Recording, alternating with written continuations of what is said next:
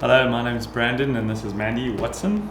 We have 5 beautiful children and we've been part of Victory for 15 years now.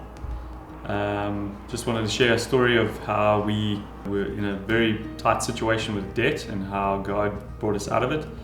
4 years ago, I was running my own business. I had run the business for about 6 years and the business had accumulated over 200,000 Rand worth of debt. And then we had felt God called us into ministry, which was Surf Masters at the time, part of the Victory Gap Year, which we are part of right now. And leaving the business with 200,000 Rand debt was quite a struggle for me. I didn't want to be stuck with that type of debt. And I just prayed and felt God say that He was going to release us from that. There's a scripture in Jeremiah 31 that speaks of how God says, "I will free you from the Babylonian bully." And so we really took that scripture as our own, meaning the Babylonian bully, meaning like financial strain or financial oppression. We really just felt God was going to free us from that. And we just kept trusting. We took that word and we kept declaring it over and over our lives, and just really trusted God. And slowly, as we were faithful with little parts of our debt, we just saw how God would radically open doors for us to pay our debt off. We had one experience where a friend of mine came with 14,000 rands to help us pay off the debt. He didn't know that I was trying to pay debt off. He just felt God tell him to give us this money, and he'd been saving it for a year. And so it was just a radical way of how God helped us get out of that debt. I think from my side, going back to the time when we were just finishing up with our business and going into a new season of ministry.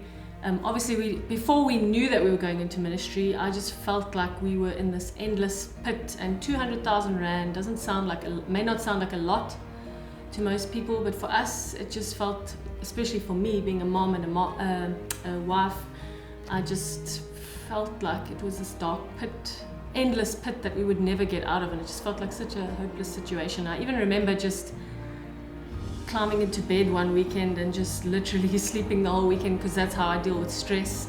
And I realized that I cannot wallow in the self-pity, and it's not going to make the situation any better. And I just gathered some strength and decided I would just get into the Word. And so I started reading I just started getting into the Word, and then one of the scriptures that just jumps off the page in Jeremiah that says, "It's a new day. I'm going to turn things around for you and for your family. You'll enjoy the fruit of your labors again. It's a season of new wine and new oil." And the scripture was just speaking to me, and then those words that came through, like Brandon mentioned earlier, "I will free you from the Babylonian bully." And I got something just sparked in my heart, and I just got super excited, jumped out of bed, ran downstairs, said, "Brandon, you got to see the scripture that God's just given us. He's going to free us from debt. There's hope. We're going to get out of this thing. This is not His plan for our lives. He's planned for us to be generous and a channel of release to help other people with finances, and just be an example to other families that we are not called to walk in debt, but called to walk free." Because at the time, God was also speaking to me about financial freedom, and He said to me, "Financial freedom is the freedom from the fear of lack." And that hit me so hard, but I just realized that if we don't understand that He is our source, we will fear lack, and we will from day to day live in stress and get into debt and things like that, because we try to make our own plan. And I just think it's so vital that people get that understanding that He is our source, not our jobs, not our salaries, nothing that we can do. So I think a lot of people also are too embarrassed to say that they're in debt, and they keep it to themselves and then try to work that thing out on their own. And I think it's important to be vulnerable enough to actually say where you're at with the people that you trust and with the people that God's put around you. The time when we were in debt, before things started to turn around for us, there were times where we didn't have food in the house, and as a mom that was quite tough. And I remember one day just standing in the kitchen and realizing that I've only got some rice in the cupboard. I was just asking myself, what am I going to give my children to eat tonight? What am I going to put on the table?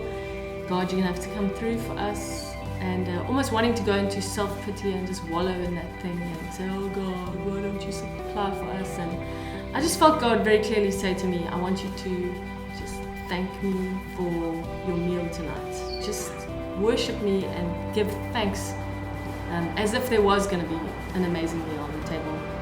So I actually did like a little dance and just started worshiping, thanking Him, changed my mind, changed my heart, and just like gave thanks for the meal.